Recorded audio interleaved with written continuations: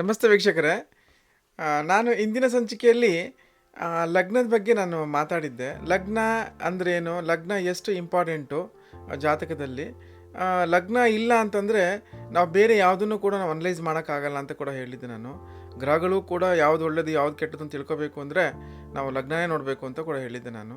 ಅದರ ವಿಚಾರವಾಗಿ ಜಗದೀಶ್ ಅನ್ನೋರು ನನಗೊಂದು ಕ್ವಶನ್ ರೈಸ್ ಮಾಡಿದ್ದಾರೆ. ಅದು ರೂಲಿಂಗು ಅಂತ ಆಪೋಸಿಷನ್ ಅಂತ ಏನೋ ಒಂದೇನೋ ಹೇಳಿದ್ದೀರಾ, ಅದ್ರ ಬಗ್ಗೆ ಒಂದು ಕ್ಲಾರಿಟಿ ಕೊಡಿ, ನಮ್ಗೆ ಅರ್ಥ ಆಗಿಲ್ಲ ಅಂತ ಹೇಳಿದರು. ಸೊ ಅದೇ ವಿಷಯವಾಗಿ ಅದರ ಭಾಗದ ಮುಂದುವರೆದ ಈ ಒಂದು ಸಂಚಿಕೆನ ನಾನು ಹೇಳೋಣ ಅಂತೇಳ್ಬಿಟ್ಟು ನಾನು ಈ ವಿಡಿಯೋನ ಮಾಡ್ತಾಯಿದ್ದೀನಿ. ನೋಡುಗರೆ, ದಯವಿಟ್ಟು ನನ್ನ ಚಾನಲ್ನ ಸಬ್ಸ್ಕ್ರೈಬ್ ಮಾಡಿ, ಬೆಲ್ ಐಕನ್ ಒತ್ತಿ. ಇದೇ ಥರದ ಹೊಸ ಹೊಸ ಸಂಚಿಕೆಗಳನ್ನ, ಹೊಸ ಹೊಸ ವಿಷಯಗಳನ್ನು ಕೂಡ ನಾನು ನಿಮ್ಮ ಮುಂದೆ ತಂದು ತರ್ತೀನಿ ನಾನು. ಸೊ ನೀವು ಬೆಲ್ ಐಕನ್ ಒತ್ಕೊಂಡ್ರೆ ಅದು ನೋಟಿಫಿಕೇಷನ್ ಬರುತ್ತೆ, ನೀವು ನನ್ನ ಫಾಲೋ ಕೂಡ ಮಾಡ್ಬೋದು, ವಿಷಯಗಳು ಕೂಡ ನಿಮಗೆ ಮುಟ್ಟುತ್ತೆ ಅದು. ಸೊ ಪ್ಲೀಸ್ ವೀಕ್ಷಕರೇ, ಸಬ್ಸ್ಕ್ರೈಬ್ ಮಾಡಿ, ಬೆಲ್ ಐಕನ್ ಒತ್ತಿ, ನನಗೊಂದು ಪ್ರೋತ್ಸಾಹ ನೀಡಿಸಿ ಬೆಂಬಲಿಸಿ ವೀಕ್ಷಕರೇ.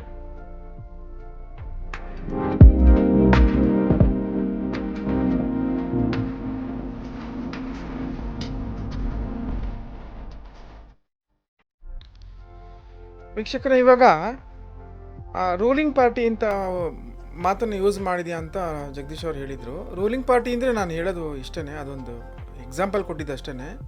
ನಾವು ಜಾತಕದಲ್ಲಿ ಲಗ್ನ ಯಾವುದಿರುತ್ತೆ ಅದನ್ನು ನಾವು ರೂಲಿಂಗ್ ಪಾರ್ಟಿ ಅಂತ ತಗೊಳ್ಳಿ. ಸೊ ಅದರ ಆಪೋಸಿಟ್ ಯಾವುದಿರುತ್ತೆ ಅದನ್ನು ನಾವು ಆಪೋಸಿಟ್ ಪಾರ್ಟಿ ಅಂತ ತಗೊಳ್ಳಿ ಅಂತ ಹೇಳಿದ್ದೆ ನಾನು. ಅಂದರೆ ಅರ್ಥಾತ್ ಇವಾಗ ನಾವು ಜಾತಕದಲ್ಲಿ ಎರಡು ಭಾಗಗಳಾಗಿ ವಿಂಗಡಣೆ ಮಾಡಿದ್ದಾರೆ. ಅದೇನು ಅಂತಂದರೆ, ಒಂದು ನಾನು ಹಿಂದೆ ಸಂಚಿಕೆ ನಾನು ಹೇಳಿದ್ದೀನಿ, ನಾನು ಶನಿ ಫೇವರಿಂಗ್ ಲಗ್ನಗಳು ಮತ್ತು ಗುರು ಫೇವರಿಂಗ್ ಲಗ್ನಗಳು ಅಂತ ಹೇಳಿದ್ದೆ ನಾನು. ಸೊ ಇವಾಗ ಏನು ಅಂತಂದರೆ, ಶನಿ ಫೇವರಿಂಗು ಲಗ್ನ ಏನಾದ್ರೂ ಶನಿ ಫೇವರಿಂಗ್ ಇತ್ತು ಅಂತಂದರೆ ಅದರ ಆಪೋಸಿಟ್ಟಾಗಿ ಗುರು ಫೇವರಿಂಗ್ ಲಗ್ನಗಳು ಇದು ಆಪೋಸಿಟಾಗಿ ವರ್ಕ್ ಮಾಡ್ತವೆ. ಒಂದು ವೇಳೆ ಏನಾದ್ರೂ ಗುರು ಫೇವರಿಂಗ್ ಲಗ್ನ ಏನಾದರೂ ಇತ್ತು ಅಂತಂದರೆ ಸೊ ಇದಕ್ಕೆ ಆಪೋಸಿಟ್ಟಾಗಿ ಶನಿ ಫೇವರಿಂಗ್ ಲಗ್ನಗಳು ಮತ್ತು ಶನಿ ಇಬ್ಬರೂ ಕೂಡ ಆಪೋಸಿಟಾಗಿ ವರ್ಕ್ ಮಾಡ್ತಾರೆ ಅಂತ ಹೇಳಿದ್ದೆ ನಾನು. ಸೊ ಹಾಗೆ ಇಲ್ಲಿ ಇನ್ನೊಂದು ತಿಳ್ಕೊಬೇಕು ನೀವು, ನಾನು ಹೇಳಿದ್ದೆ ನಾನು ನಿಮಗೆ. ಸೊ ಶನಿ ಎಲ್ಲಿ ಯೋಗಕಾರಕನಾಗಿ ಯಾವ ಲಗ್ನಕ್ಕೆ ಯೋಗಕಾರಕನಾಗಿ ಅವನು ಕೆಲಸ ಮಾಡ್ತಾನೋ ಅಲ್ಲಿ ಕೇತು ಆಪೋಸಿಟ್ಟಾಗಿ ವರ್ಕ್ ಮಾಡ್ತಾನೆ. ಕೇತುವಿಂದ ತುಂಬ ತೊಂದರೆಗಳನ್ನ ಅನುಭವಿಸ್ತಾರೆ ಆ ಲಗ್ನದವರು. ಯಾವುದೇ ವಿಷಯ ಇರ್ಬೋದು, ಏನೇ ಬರ್ಬೋದು, ಅದು ಕೇತು ಪ್ರಭಾವ ತುಂಬ ಜಾಸ್ತಿ ಇರುತ್ತೆ. ಅದೇ ರೀತಿಯಲ್ಲಿ ಲಗ್ನ ಫೇವರಿಂಗ್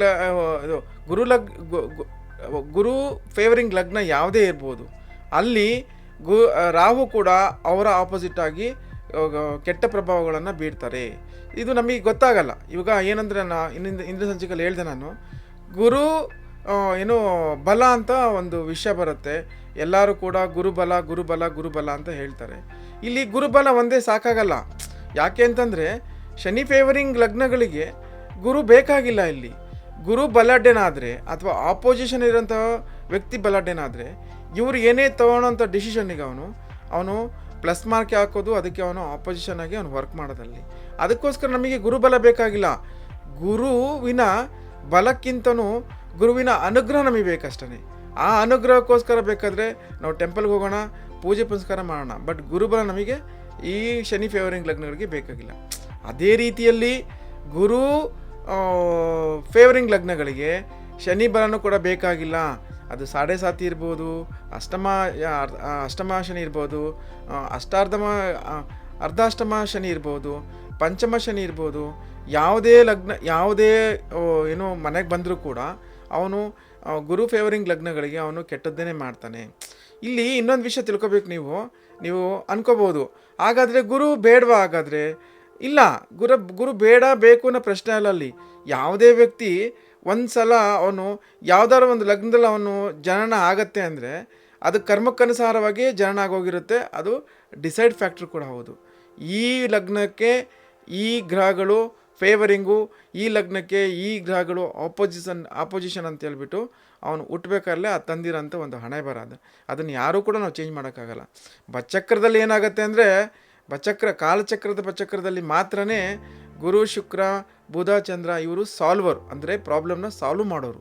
ಆದರೆ ಅದೇ ರೀತಿಯಲ್ಲಿ ಬಚಕ್ರದಲ್ಲಿ, ಕಾಲಚಕ್ರದ ಬಚಕ್ರದಲ್ಲಿ ಶನಿ, ಕುಜ, ಕೇತು, ರವಿ, ರಾಹು ಇವರೆಲ್ಲ ಸಮಸ್ಯೆಗಳನ್ನು ತಂದಿಡೋರು. ಇವರು ಕಷ್ಟಗಳನ್ನು ಕೊಡೋರು ಅಂತೇಳಿ ಹೇಳ್ತಾರೆ. ಇದು ನ್ಯಾಚುರಲ್ ಆಗಿ ಹೇಳೋಂಥ ಒಂದು. ವೈಯಕ್ತಿಕವಾಗಿ ಬಂದಾಗ ಏನಾಗುತ್ತೆ, ಇಲ್ಲಿ ನ್ಯಾಚುರಲ್ ಆಗಿರೋರು ಅನ್ಯಾಚುರಲ್ ಆಗ್ತಾರೆ, ಅನ್ಯಾಚುರಲ್ ಆಗಿರೋರು ನ್ಯಾಚುರಲ್ ಕೂಡ ಆಗ್ತಾರೆ. ವೀಕ್ಷಕರೇ, ಇಲ್ಲಿ ರಾಶಿ ಚಂದ್ರದೇವ ಇರೋದಕ್ಕೆ ನಾವು ರಾಶಿ ಅಂತ ನಾವು ಹೇಳ್ತೀವಿ, ನಕ್ಷತ್ರ ಅಂತ ನಾವು ಹೇಳ್ತೀವಿ ನಾವಿಲ್ಲಿ. ಸೊ ಚಂದ್ರದೇವ ಮನೋಬಲಕ್ಕೆ ಕಾರಣ ಅಂತ ಕೂಡ ನಾವು ಹೇಳ್ತೀವಿ ನಾವಿಲ್ಲಿ. ಇಲ್ಲಿ ದೇಹ ಇಲ್ಲ ಅಂತಂದರೆ ಮನಸ್ಸು ಏನು ಮಾಡೋಕ್ಕೂ ಆಗಲ್ಲ, ಇದನ್ನ ಅರ್ಥ ಮಾಡ್ಕೊಳ್ಳಿ. ಅದೇ ರೀತಿಯಲ್ಲಿ ಮನಸ್ಸು ದೇಹ ಕೂಡ, ಮನಸ್ಸಿಲ್ಲ ಅಂದರೆ ದೇಹ ಕೂಡ ಚಲನೆ ಮಾಡಲ್ಲ ಅಂತ ಕೂಡ ಹೇಳಿದೆ ನಾನು ಇಲ್ಲಿ. ಆತ್ಮ ಮತ್ತು ಮನಸ್ಸು ದೇಹದ ಚಲನೆಗೆ ತುಂಬ ಕಾರಣವಾಗಿರುತ್ತೆ. ಇವೆರಡೂ ಇಲ್ಲ ಅಂದರೆ ದೇಹ ಏನು ಮಾಡೋಕ್ಕೂ ಆಗಲ್ಲ. ಇನ್ನೊಂದು ವಿಷಯ ಏನಂತಂದರೆ, ದೇಹ ಬಂದ್ಬಿಟ್ಟು ಕರ್ಮ ಮಾಡೋದಕ್ಕೆ ಬಂದಿರೋ ಒಂದು ಸ್ಥಿತಿ, ಒಂದು ಭೌತಿಕ ಸ್ಥಿತಿ ಅದು. ಸೊ ವ್ಯಕ್ತಿಯ ಕರ್ಮಾನುಸಾರ ಇಂದಿನ ಜನದಲ್ಲಿ ಏನಿರುತ್ತೆ ಅದ್ರ ಪ್ರಕಾರನೇ ಮನಸ್ಸು ಅದಕ್ಕೆ ನಿರ್ದೇಶನ ಕೊಟ್ಕೊಂಡು ಅದು ಕೆಲಸ ಮಾಡ್ಕೊತ ಹೋಗುತ್ತೆ. ಸೊ ಹಾಗಾಗಿ ಈ ರಾಶಿ ಮತ್ತು ಲಗ್ನ ಎರಡೂ ಕೂಡ ತುಂಬ ಇಂಪಾರ್ಟೆಂಟ್ ಆಗುತ್ತೆ. ಒಂದನ್ನೊಂದು ಬಿಟ್ಟು ಅವು ಕೆಲಸ ಮಾಡೋಕ್ಕೆ ಚಾನ್ಸೇ ಇಲ್ಲ ಅದರಲ್ಲಿ. ವೀಕ್ಷಕರಲ್ಲಿ, ಇವಾಗ ಇಲ್ಲಿ ಗ್ರಹಗಳ ಬಗ್ಗೆ ನಾವು ತಿಳ್ಕೊಬೇಕು ಅಂತಂದರೆ, ಅದೇ ಏನು ನ್ಯಾಚುರಲ್ ಆಗಿ ಇರೋವಂಥ ಗ್ರಹಗಳು ಒಳ್ಳೆವು, ಅನ್ಯಾಚುರಲ್ ಆಗಿರೋಂಥ ಗ್ರಹಗಳು ಇವೇನಿದು ವೈಯಕ್ತಿಕವಾಗಿ ಅದು ಅದಲು ಬದಲಾಗುತ್ತೆ ಅಂತ ಕೂಡ ನಾನು ನಿಮ್ಗೆ ಹೇಳಿದೆ. ಎಷ್ಟೋ ಜನ ಏನು ಮಾಡ್ತಾರೆ, ಶುಕ್ರದೇಶ ಅಂತ ಹೇಳಿದ್ರೆ ತುಂಬ ಖುಷಿ ಆಗ್ತಾರೆ. ಶುಕ್ರದೇಶ ಬಂತು ನಮಗೆ ಅಂತ ಹೇಳ್ಬಿಟ್ಟು. ಶುಕ್ರದೇಶ ಎಲ್ಲರಿಗೂ ಅದು ಒಳ್ಳೇದು ಮಾಡಲ್ಲ ಅದು ಆ್ಯಕ್ಚುಲಿ. ಅದು ಶನಿ ಯಾರಿಗೆ ಯೋಗಕಾರಕನಾಗಿರ್ತಾನೋ ಅವ್ರಿಗೆ ಮಾತ್ರ ಶುಕ್ರ ದಶೆ ಅವ್ರಿಗೆ ತುಂಬ ಒಳ್ಳೆದಾಗಿ ಬರುತ್ತೆ. ಅದರ್ವೈಸು ಗುರು ಎಲ್ಲಿ ಯೋಗಕಾರಕನಾಗಿರ್ತಾನೋ ಅವ್ರಿಗೆ ಯಾವ ಕಾರಣಕ್ಕೂ ಶುಕ್ರದೇಶ ಕೂಡ ಒಳ್ಳೇದು ಮಾಡೋಲ್ಲ. ಅಲ್ಲಿ ಶುಕ್ರ ಇರ್ಬೋದು, ಗುರು ಇರ್ಬೋದು, ಆಪೋಸಿಷನ್ ಏನು ಇರ್ತಾರೋ ಅವ್ರಿಗೆ ಯಾವ ಕಾರಣಕ್ಕೂ ಅವರು ಒಂದು ಸಪೋರ್ಟನ್ನು ಅವ್ರು ಕೊಡಲ್ಲ. ಅವರು ರಾಹು ಅಂತ ಬಂದಾಗ ಎಲ್ಲರಿಗೂ ಅಂದ್ಕೋತಾರೆ ರಾಹು ಅಂದರೆ ತುಂಬ ಪ್ರಾಬ್ಲಮ್ ಅದು ಅಂತೇಳಿ ಅಂತ.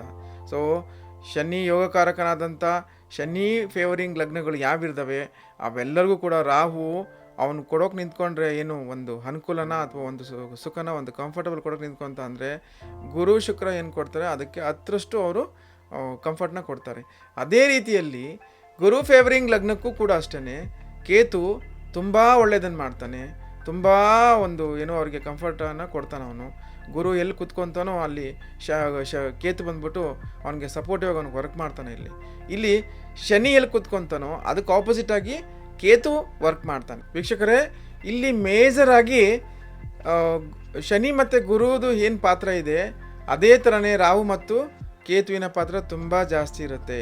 ಇಲ್ಲಿ ಶನಿ ಏನು ಪ್ರಾಬ್ಲಮ್ ಕೊಡಬೇಕು ಅಂತ ಅನ್ಕೋತಾನೋ ಅಲ್ಲಿ ಏನಂತಾರೆ ಅದನ್ನು ಅಂತಂದರೆ ಗುಪ್ತವಾಗಿ ಚಟುವಟಿಕೆಗಳು ನಡೀತಾ ಇರುತ್ತೆ. ಅಲ್ಲಿ ಇಂಡೈರೆಕ್ಟಾಗಿ ಪ್ರಾಬ್ಲಮ್ ಕ್ರಿಯೇಟ್ ಮಾಡಿ ಕೊಡೋದು ಏನು ಶನಿ ದೆನ್ ಓನ್ಲಿ ಫಾರ್ ಆರ್ಡ್ರ್ ಮಾಡ್ತಾನೆ ಅಷ್ಟೇ. ಅವನು ಈ ಥರ ಇದೆ, ಈ ಥರ ಮಾಡು ಅಂತೇಳಿ ಅಂತ. ಅದಕ್ಕೆ ರಾಹು ರೆಡಿಯಾಗಿ ನಿಂತಿರ್ತಾನೆ. ಇಲ್ಲಿ ಗುರುವಿನ ಬಲದಲ್ಲೂ ಅಷ್ಟೇ, ಗುರು ಎಲ್ಲಿ ಶನಿ ಫೇವರಿಂಗ್ ಲಗ್ನಗಳು ಯಾವಿದ್ದಾವೆ ಅಲ್ಲಿ ಗುರು ಏನು ಆರ್ಡ್ರ್ ಮಾಡ್ತಾನೆ ಅದನ್ನು ಪಾಲನೆ ಮಾಡೋನು ಕೇತು. ಗುರು ಎಲ್ಲಿ ಗುರು ಫೇವರಿಂಗ್ ಲಗ್ನಗಳಿಗೆ ಎಲ್ಲಿ ಗುರು ಬಂದ್ಬಿಟ್ಟು ಗುರುಬಲ ಬರುತ್ತೋ ಅಲ್ಲಿ ಕೇತು ಬಂದ್ಬಿಟ್ಟು ಪಾಸಿಟಿವ್ ವರ್ಕ್ ಮಾಡ್ತಾನೆ. ಅದೇ ಥರನೇ ಶನಿ ಫೇವರಿಂಗ್ ಲಗ್ನಗಳಿಗೂ ಅಷ್ಟೇ, ಶನಿ ಎಲ್ಲಿ ಫೇವರಿಂಗ್ ಬರ್ತಾನೋ ಅಲ್ಲಿ ರಾಹು ಅವ್ರಿಗೆ ತುಂಬ ಒಳ್ಳೆಯ ರೀತಿಯಲ್ಲಿ ಅವನಿಗೂ ಸಪೋರ್ಟನ್ನು ಕೊಡ್ತಾ ಹೋಗ್ತಾನೆ. ಸೊ ವೀಕ್ಷಕರೇ, ಅರ್ಥ ಮಾಡ್ಕೊಳ್ಳಿ, ಇಲ್ಲಿ ಯಾವ ಗ್ರಹಗಳು ಒಳ್ಳೆಯದು ಅಲ್ಲ, ಯಾವ ಗ್ರಹಗಳು ಕೆಟ್ಟದ್ದು ಅಲ್ಲ. ಎಲ್ಲದೂ ಕೂಡ ಅವರವರ ಕರ್ಮಾನುಸಾರವಾಗಿ ನಿಂತಿರುತ್ತೆ. ಎರಡನೇ ಪಾಯಿಂಟ್ ಬಂದ್ಬಿಟ್ಟು ಇಲ್ಲಿ ಎರಡೇ ಮೇಜರ್, ಇಲ್ಲಿ ಶನಿ ಫೇವರಿಂಗ್ ಲಗ್ನ ಮತ್ತು ಗುರು ಫೇವರಿಂಗ್ ಲಗ್ನ. ಇವೆರಡನ್ನ ಅರ್ಥ ಮಾಡಿಕೊಂಡ್ರೆ ನಮಗೆ ಆನ್ಸರ್ ತುಂಬ ಚೆನ್ನಾಗಿ ಸಿಗುತ್ತೆ ವೀಕ್ಷಕರೇ. ಸೊ ದಯವಿಟ್ಟು ಗುರುಬಲ ಶನಿಬಲ ಕೆಟ್ಟದ್ದು, ಗುರುಬಲ ಒಳ್ಳೆಯದು, ಗುರುಬಲ ಕೆಟ್ಟದ್ದು, ಶನಿಬಲ ಒಳ್ಳೆಯದು ಅಂತ ನಾವು ಯಾರೂ ಹೇಳೋಂಗೇ ಇಲ್ಲ. ಎಲ್ಲರೂ ಅವರ ಕರ್ಮಕ್ಕನುಸಾರವಾಗಿ ಅದು ಬಂದು ನಿಂತ್ಕೊಂಡಿದೆ. ವೀಕ್ಷಕರೇ, ಇನ್ನೊಂದು ವಿಷಯ ಏನು ಹೇಳ್ತೀನಿ ಅಂತಂದರೆ, ಶನಿ ಯೋಗ ಕೊಡಬೇಕು ಅಂದ್ರೂ, ಗುರು ಯೋಗ ಕೊಡಬೇಕು ಅಂದ್ರೂ ಗ್ರಹ ಸಂಯೋಜನೆ ಕೂಡ ತುಂಬ ಇಂಪಾರ್ಟೆಂಟ್ ಆಗುತ್ತೆ. ಗ್ರಹ ಎಲ್ಲಿ ಕುತ್ಕೊಂಡಿದೆ ಅದು ಕೂಡ ಇಂಪಾರ್ಟೆಂಟ್ ಆಗುತ್ತೆ. ಶನಿ ತುಂಬ ಯೋಗ ಕೊಡಬೇಕು, ಯೋಗಕಾರಕನಾಗಿದ್ದಾನೆ, ಯೋಗ ಕೊಡ್ತಾನೆ ಅಂದರೂ ಕೂಡ ಅವನ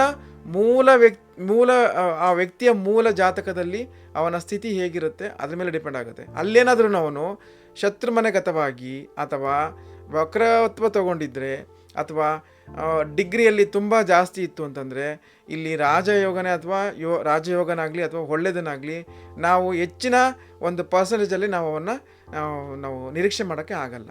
ಅದೇ ರೀತಿಲಿ ಗುರುವೂ ಅಷ್ಟೇ. ಗುರು ಕೂಡ ಶತ್ರುಮನೆಗತನಾಗಿ ಅಥವಾ ವಕ್ರತ್ವ ತಗೊಂಡು ಅಥವಾ ಡಿಗ್ರಿಯಲ್ಲಿ ತುಂಬ ಜಾಸ್ತಿ ಇತ್ತು ಅಂತಂದರೆ ಅವನು ಫೇವರಿಂಗ್ ಲಗ್ನಗಳಿಗೂ ಕೂಡ ಅವನು ಕೂಡ ಕೆಲಸ ಮಾಡೋಕ್ಕೆ ಫೇವರಾಗಿ ಆಗಲ್ಲ. ಸೊ ಇದರಿಂದ ನಮ್ಗೆ ಏನು ತಿಳಿಯುತ್ತೆ ಅಂತಂದರೆ, ಯಾವುದೂ ಕೂಡ ಒಳ್ಳೆಯದು ಕೆಟ್ಟದು ಅಂತ ನಾವು ಡಿಸೈಡ್ ಮಾಡಬೇಕಂದ್ರೆ ನಾವು ಎಲ್ಲ ಥರ ಕೋನಗಳಿಂದನೂ ನಾವು ಮಾನದಂಡನ ನಾವು ಇಟ್ಕೊಂಡು ನಾವು ನೋಡಿದರೆ ಮಾತ್ರ ನಮಗೆ ಕರೆಕ್ಟಾಗಿ ಅದು ಆನ್ಸರ್ ಸಿಗುತ್ತೆ. ಇಲ್ಲ ಅಂದರೆ ಖಂಡಿತವಾಗ್ಲೂ ಸಿಗಲ್ಲ ಪ್ರೇಕ್ಷಕರೇ. ಸೊ ಪ್ರೇಕ್ಷಕರೇ, ನಾನು ಲಾಸ್ಟ್ ಸಂಚಿಕೆಯಲ್ಲಿ ಏನು ನಾನು ಹೇಳಿದ್ದೆ, ಅದಕ್ಕೆ ಜಗದೀಶ್ ಅವ್ರು ಏನು ಕ್ವಶನ್ ಕೇಳಿದ್ರು ಅದಕ್ಕೆ ನಾನು ಆನ್ಸರ್ ಮಾಡಿದ್ದೀನಿ ಅಂತ ಅನ್ಕೋತೀನಿ. ಅವರು ನೋಡಿ ಅವ್ರು ನೆಕ್ಸ್ಟ್ ಅವ್ರು ನನಗೆ ಏನು ಕ್ವಶನ್ ಕೇಳ್ತಾರೋ ಅದಕ್ಕೆ ನಾನು ಓಕೆ. ಇದೇ ಥರ ಯಾವುದೇ ಒಂದು ಕನ್ಫ್ಯೂಸ್ ಇದ್ರೂ ಕೂಡ ಕೇಳಿ ನನಗೆ ಆನ್ಸರ್ ಮಾಡ್ತೀನಿ. ಅದಕ್ಕೆ ನೆಕ್ಸ್ಟ್ ವಿಡಿಯೋದಲ್ಲಿ ಇನ್ನೊಬ್ರು ಯಾರೋ ದಾನದ ಬಗ್ಗೆ ಕೇಳಿದ್ದಾರೆ, ಮತ್ತು ನವಗ್ರಹ ಪೂಜೆ ಬಗ್ಗೆ ಒಬ್ಬರು ಕೇಳಿದ್ದವರು. ಅವ್ರಿಗೆ ಅವ್ರದ್ದೇ 2 ಕ್ವಶನ್ಗೂ ಕೂಡ ಮುಂದಿನ ಸಂಚಿಕೆಯಲ್ಲಿ ದೇವಾಲಯಗಳ ಬಗ್ಗೆ ಮತ್ತು ನವಗ್ರಹಗಳ ಪೂಜೆಗಳ ಬಗ್ಗೆ, ದಾನಗಳ ಬಗ್ಗೆ ನಾನು ಹೊಸ ಸಂಚಿಕೆಯನ್ನು ಖಂಡಿತ ಮಾಡ್ತೀನಿ. ನನಗೇನು ಗೊತ್ತು ಅದನ್ನು ಖಂಡಿತವಾಗ್ಲೂ ನಿಮ್ಮ ಹತ್ರ ನಾನು ಹಂಚ್ಕೋತೀನಿ. ಸೊ ವೀಕ್ಷಕರೇ, ದಯವಿಟ್ಟು ಎಲ್ಲರೂ ಪ್ರೋತ್ಸಾಹ ನೀಡಿ ನನಗೆ ಬೆಂಬಲಿಸಿ, ಬೆಲ್ಲೈಕನ್ ಒತ್ತಿ ಸಬ್ಸ್ಕ್ರೈಬ್ ಮಾಡಿ. ನಮಸ್ಕಾರ ವೀಕ್ಷಕರೇ.